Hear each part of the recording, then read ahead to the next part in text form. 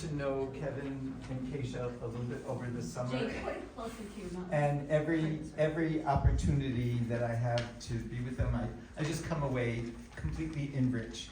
And so now there's an opportunity for all of us to be enriched. Some of you may have already heard Kevin speak. He gave 2 talks this summer at the museum, one on Anishinaabe architecture and the other on Anishinaabe canoe techniques. And they were brilliant. So you can guess, I'm a little bit of a fan of you guys.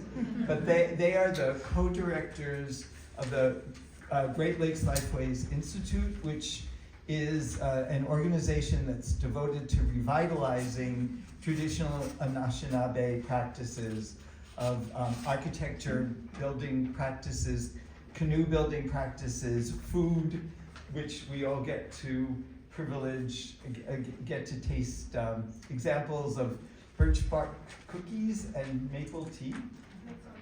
Maple soda that Keisha has wonderfully prepared for us.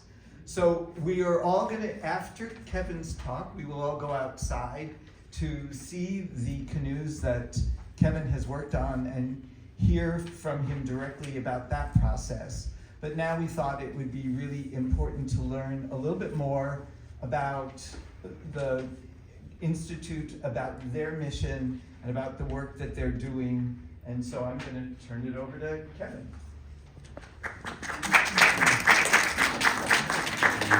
Very good, Jay. Really appreciate it. I feel really honored to be here at Madeline Island Museum, and specifically with this group of friends of the museum.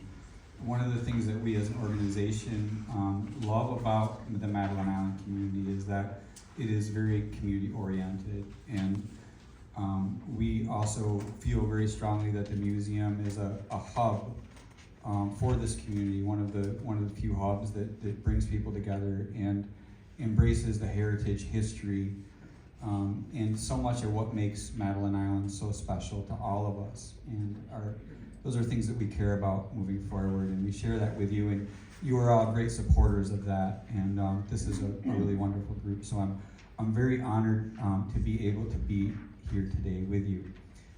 As Jay mentioned, Keisha, who's over here, along with myself, we co-direct an organization called Great Lakes Lifeways Institute. We've been around since 2009, which is a while, and we're going through a really big transition, which is an exciting transition. We've gone from traveling all around the Great Lakes area and working with dozens and dozens of indigenous communities throughout each year, doing things like canoe builds and food sovereignty work and all land-based work and language and cultural-based work, to finding a home and an epicenter for our work, a center point, which is Madeline Island. And so we're in the process of doing that.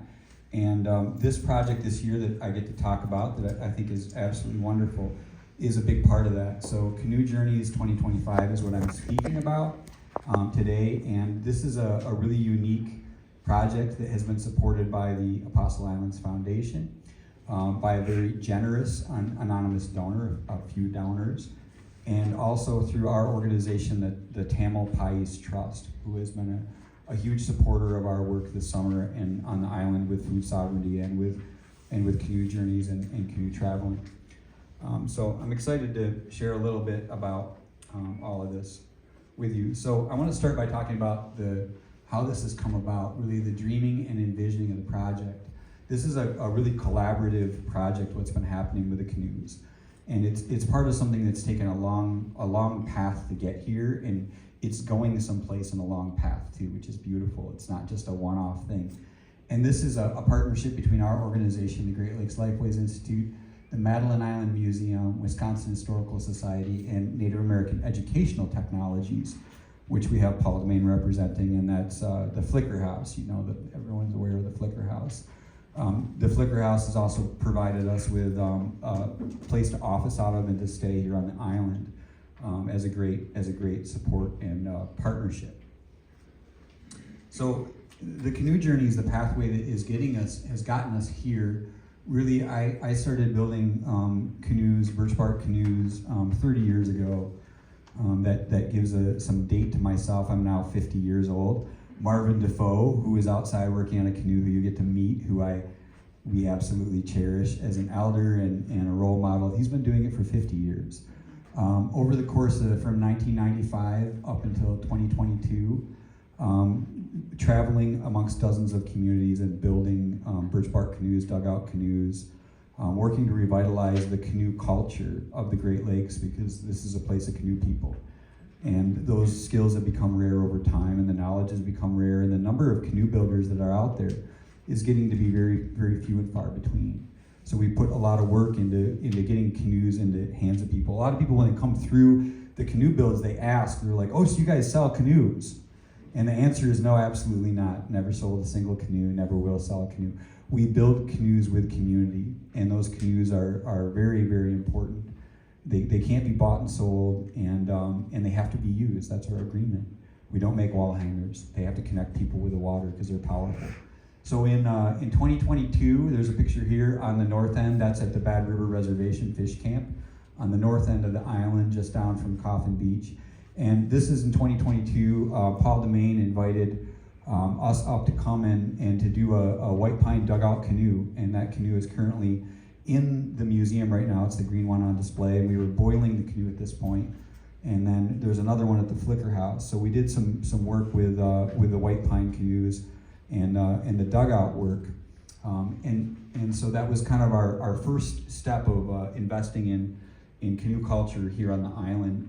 And that was a community project. We worked down at Chief Buffalo Memorial, and there was really dozens and dozens of community members who came, and folks from tribal communities all across the Great Lakes region who came to work on those dugouts and put their energy and effort into creating them. And then in 2023, we did the Cedar Bark Canoe Sale, and that was done also as a big community project. With we harvested the bark with partnership with Bad River on the north end. All came from the island, and lots of hands came together to weave the canoe sail, and that is now in the museum. And then last year we did another project, which is a bigger project of community investment, which is the Wiginagun, the traditional bark house, which you'll see at the Flicker House right across from Joni's Beach as a community structure. So these are some of the steps leading up to this. A lot of time spent sitting on the porch at the Flicker House with Paul and Mike and me and Keisha and others, dreaming and envisioning about canoe journeys and really about bringing canoe culture back to the island. One of the important things to remember at the recent pop-up about the dugout, we talked about this. The Madeline Island, Moniwanakaneng, has been for thousands of years at the very center of these massive waterways across North America. And so this is something of a world trade center of the ancient world, of the indigenous world, and has had really powerful place that canoes have connected. So we began to envision, bringing canoe culture back here in a bigger way, what that can be and what the steps are. And so part of that dreaming was really building out birchbark canoes here. So there was 3 parts to our process this year as project elements. The first was building the canoe lodge. So you've noticed that outside it has a birchbark roof. It's all sewn with basswood bark. All of that was done this summer. One of the really cool things about the canoe lodge is that it's not a permanent lodge. It can come down, it can come back up. All the birch bark gets rolled up. And the beauty of that is, as we've talked about what may happen in the future here, we can set that up in a lot of different ways. The birch bark roof rolls can become portable traditional shelter if we have Bad River youth camping out on the island. It could be part of future exhibits. It's very interchangeable and very usable. And important because as we're building the canoes, the bark has to always be shaded. It has to be out of the sun, and that's why those are done. The second part of it was a restoration of a 120-year-old Wigwasi-Jiman. I have a photograph of this canoe on the water in 1907. So we know it was made at least in 1907, if not earlier, by an absolute master canoe builder, someplace in eastern Ontario, or maybe western Quebec. And then the last part is a construction of a brand new Wigwasi-Jiman, a new birch bark canoe by Marvin Defoe, who has been building canoes for 50 years now. And he's a Red Cliff tribal member and a really respected elder and an awesome teacher and a part of a very small group of people who've carried this tradition for a long time. So bringing all of this to the museum and to the community has been a very, very powerful thing. So I want to share a little bit, and I wanted to talk about this because a question came up at the last pop-up regarding the origin of canoes. Where do they come from? And I want you to understand a little bit about an Anishinaabe perspective on what is a Wigwasi-Jiman? Where does it come from? And this is something I don't do very often. You know, it's a little unusual to share Adazukana in our sacred stories at a talk like this, but I think it's a powerful concept, so I'd like to do it. So, Mewuja means a really long time ago. A long time ago, there were four brothers who were born. And those four brothers were all spirits. They were all spirits and all part human. And this is a pictograph and a sacred rock painting up on the Canadian Shield that shows those four brothers in a canoe.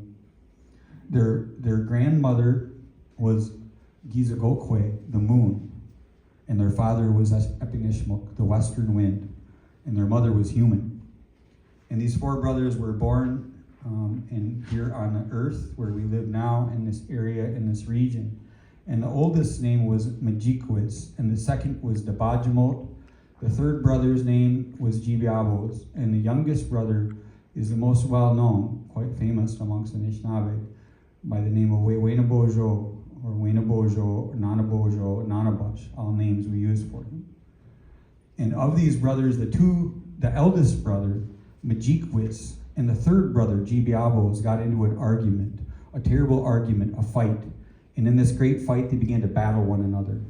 And in this battle, it went from a battle of words and anger to a physical battle.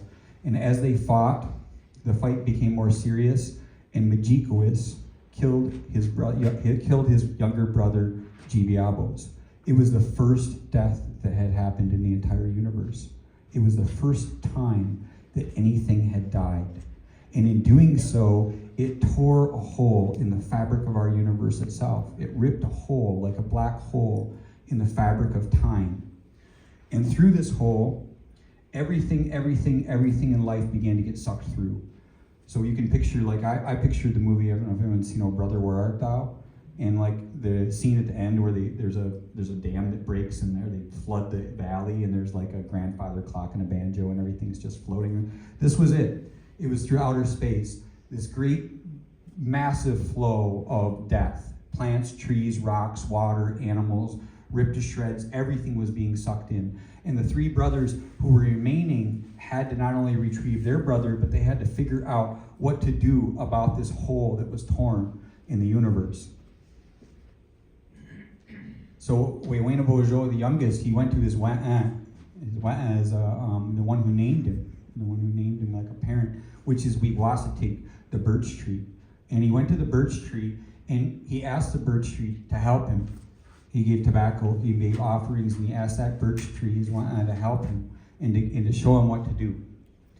And Dabajamo, the second brother, he went to Gijik, to the cedar tree, and he asked what to do. And they both received the same dream. And in their dream, they saw the carcass of a moose, like a gutted moose. And they saw the ribs, and they saw the muscle underneath the skin, and they saw the skin itself. And they saw how it was shaped. But the skin was made of the Wigwasitik, of the birch tree. And the bones were made of the cedar wood. And it was all, the tendons were from the spruce, the roots of the spruce. So they were given this instructions in their dream of how to create this vessel. And so those three brothers, they created that vessel. And that first vessel was the Wigwasi-Jiman. And you can see this picture of a Wigwasi-Jiman. This is one I got to build with one of my heroes, Ferdy Good, another master canoe builder up on Drummond Island many years ago. But you can see the ribs, you can see the sheathing, the muscle, all of those parts. And this wasn't just a boat. This was a powerful, powerful thing. And those three brothers, they went through that tear in the universe out into the Milky Way. That's what that was, that Jibai ZB, Jibai Mie winds, where everything was thrown in this giant river of death. And they went out into that and they found their brother in the midst of it, ripped into pieces. And they began to gather those pieces up and they tried to put him back together, but they didn't have all the right pieces. So they found pieces of other beings. They found horns from a bison. They found the lynx. They found all of these other pieces, and they began to piece him together. And they brought him back, traveling in that Wigwasi Jimon through space and through time. And they emerged out of that hole, and they sewed that hole up using the wadabi, using the conifer roots, the same thing that we use to sew a birch bark canoe. But they could never sew it up completely, so we still have death. And if you talk to Anishinaabe elders, that Milky Way is still, that's a path of souls. That's where all of our souls travel to the west. But we look in the night sky and we'll see those brothers. And if you're familiar with the constellation Orion, we call Orion an Anishinaabe one, but Bonikid, which means the winter maker. He's the winter maker, but his belt, those 3 stars, that's called Agumawak. That's the paddlers, the 3 paddlers. There's Majikwis, and there is the Bajimo, and there's Wainawojo, and they travel up through the night sky.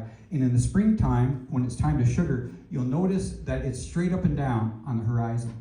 You'll notice it gets straight up and down in the beginning. And that's time to tap trees when that happens. But if you watch them through the night, their canoe will go up, up, up across the Milky Way and back. And it's a reminder of what had happened with that first death.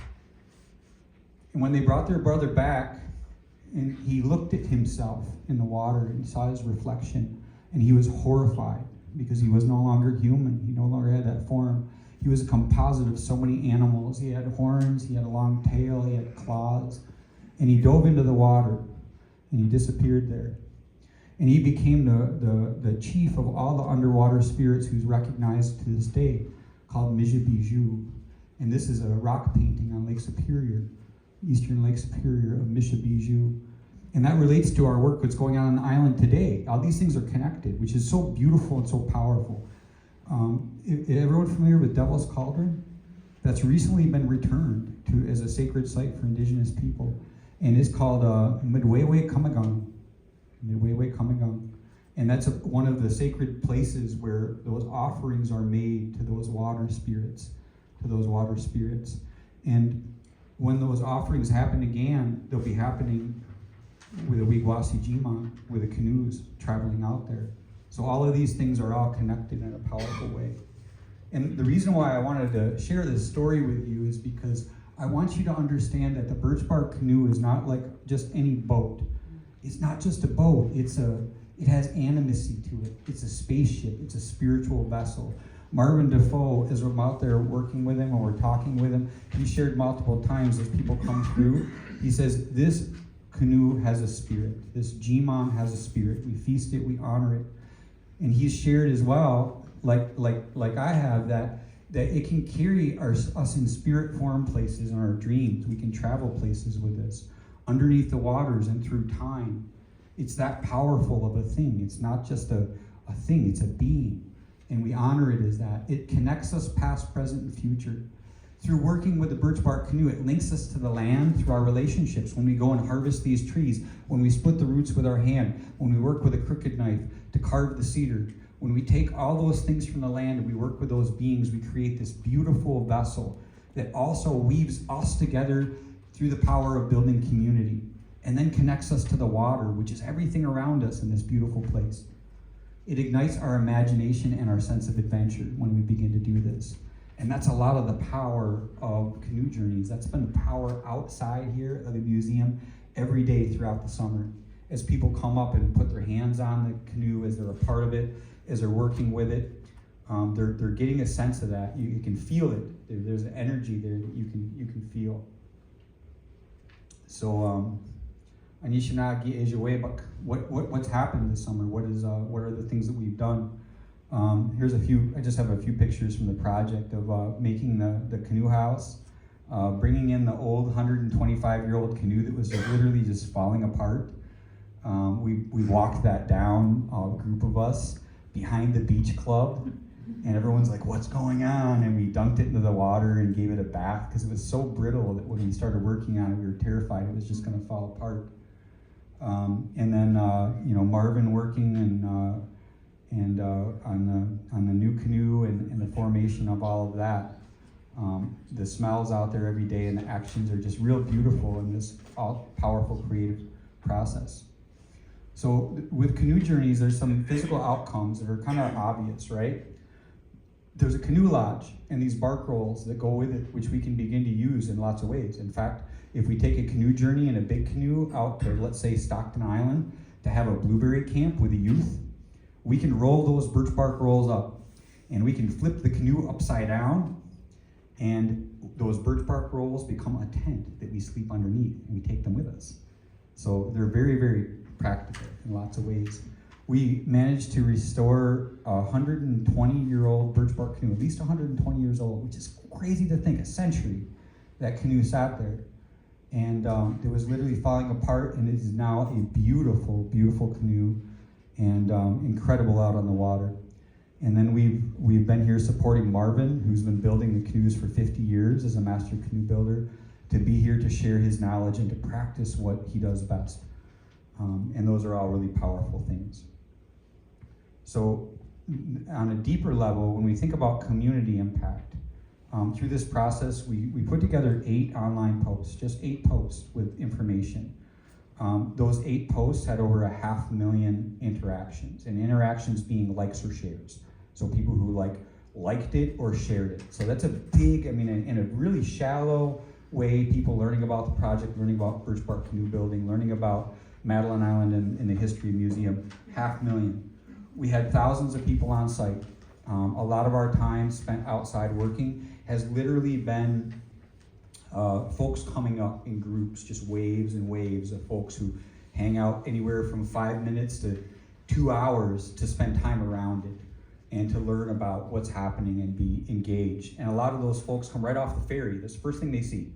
And we just watch them come right off the ferry. They get drawn right in. They're like, awesome, is the museum open? What's going on? We're like, yeah, come in. It's really amazing. You can learn more here.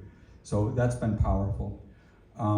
We've also had, on a deeper level yet, a lot of island engagement, which are like island residents who come on a regular basis to be a part and show up and spend a few hours or a half a day or a full day and come back because they want to be a part of contributing to this, putting their hands on it, people of all different backgrounds. We've had tribal engagement of youth and adults, groups from Bad River, groups from Red Cliff, folks from LCO, really a few dozen tribal communities come up to work on this. We've had 2 different master canoe builders, which is really, really a rare treat. Marvin being here the whole time, working on the canoe, and then also one of my teachers, Ferdy Good, who is kind of a very kind of quiet person, and he doesn't really go a lot of places. He had just finished building his 82nd birch bark canoe. He started in the 1970s with building, and has been friends with Marv since the 1970s. And he journeyed his way up to the island because he said, I heard about what's happening here with birch bark canoe work, and I had to come. And so it was a great honor to have Ferdy here. Apprenticeship has been a big part of this as well. I said a long time ago about language, like working with in a tribal language department on preserving the language. I said, we can educate about the language all the time, and if we're not perpetuating it, it dies. We can educate about it and let it die. We could do the same with birch bark canoes, but part of our goal is to make sure that this continues forward. So through this has been apprenticeship. Zach Whitaker from the island has been working with Marvin Defoe every day. Another Zach Early, who is a White Earth tribal member and an awesome cultural guy about my age. He does a lot in indigenous community. He's also a great language speaker. He traveled here quite a bit and spent a lot of time working with us and with Marvin. And he is currently now down in LCO, and he is building a birch bark canoe at LCO. And with guidance and direction from myself and Marvin and others. And this is his 3rd canoe, which is significant because it takes a lot of time to learn canoe building. We had a gentleman by the name of David Thompson, who's a Anishinaabe from Thunder Bay, who traveled all the way from Thunder Bay to come and apprentice and to be a part of this.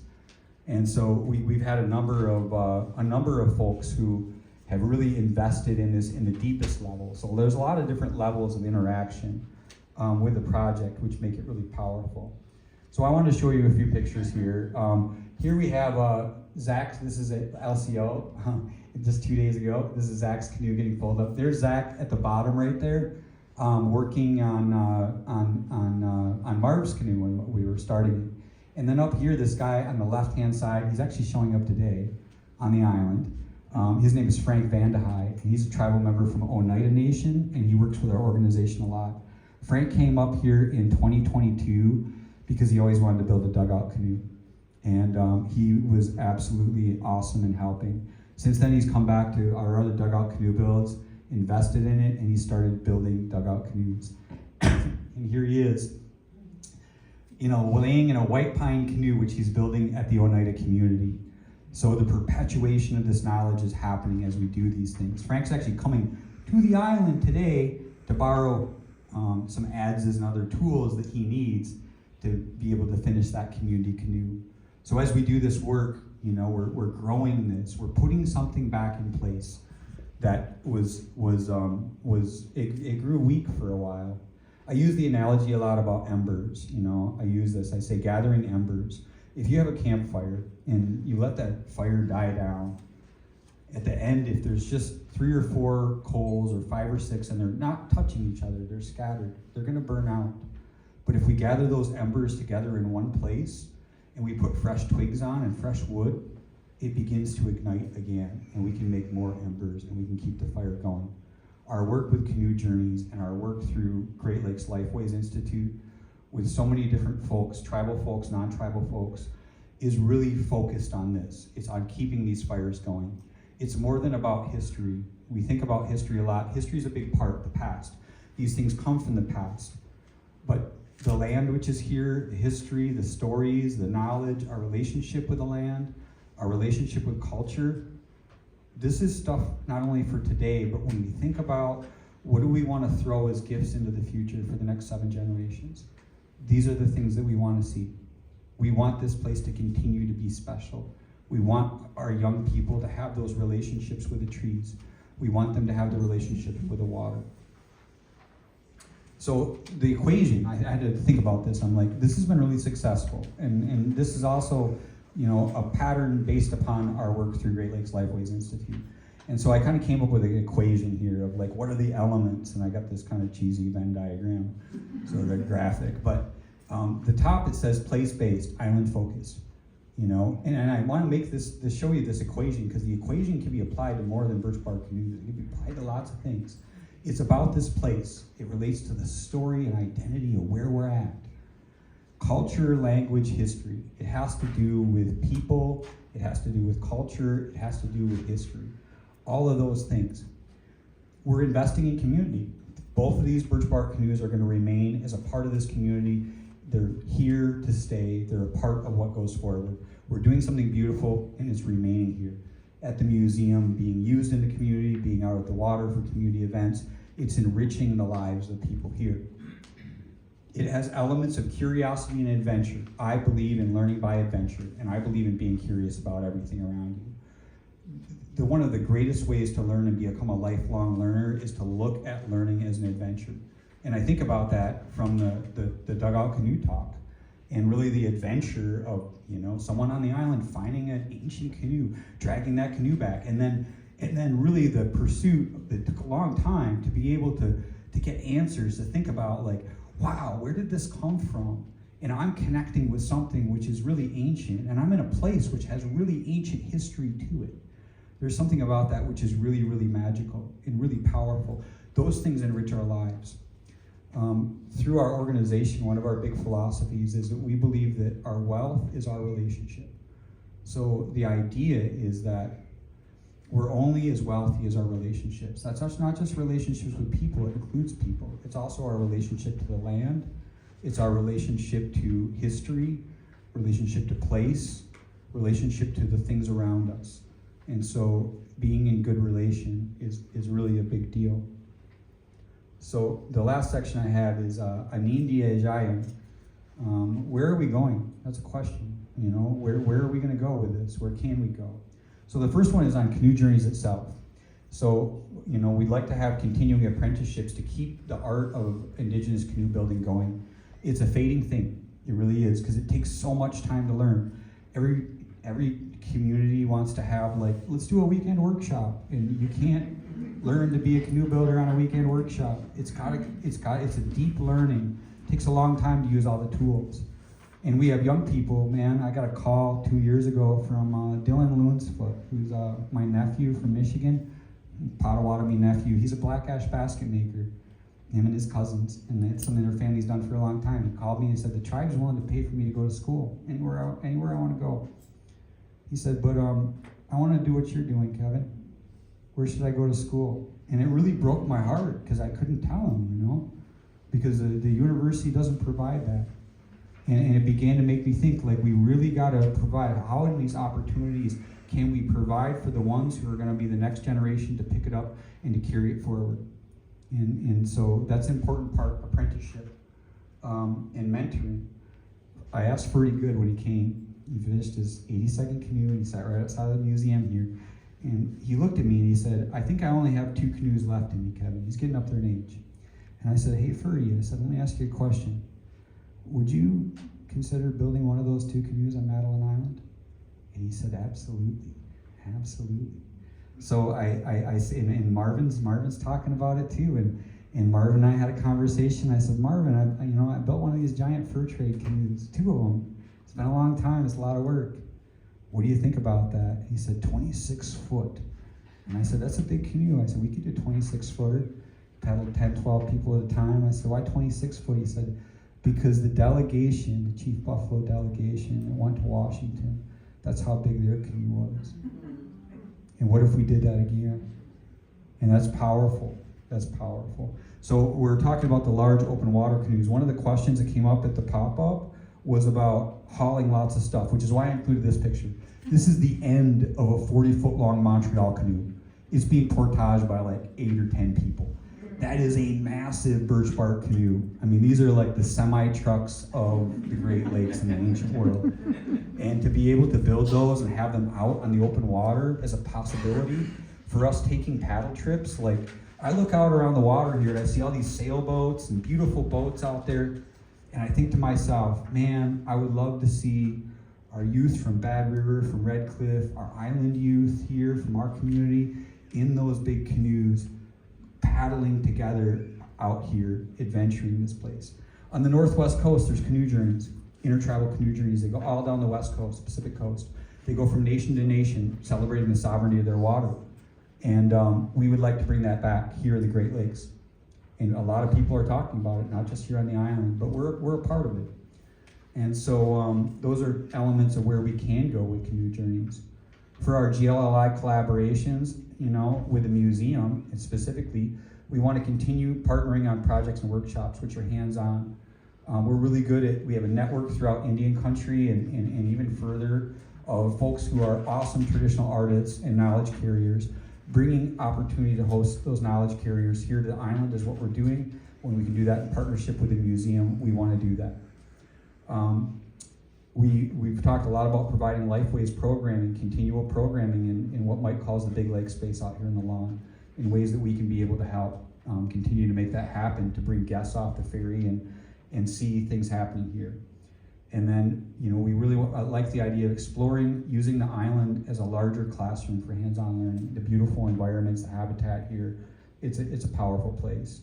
And then also sharing stories through social media. So for our presence on the island, and this is kind of the end, I know it's only a 20-minute talk, but so a few things. We do a lot of work with traditional foods. The foods that we brought here today that you enjoyed, some of you guys enjoyed, the first is a maple root beer. It's made out of our maple syrup that we make at our sugar bush. It includes wild sarsaparilla, wild sassafras, wintergreen, yellow birch bark, the inner bark of yellow birch, and then a little bit of black cherry bark. I think that's it. And it's totally natural. It's all from the bush. You know, those are our foods that come from the land.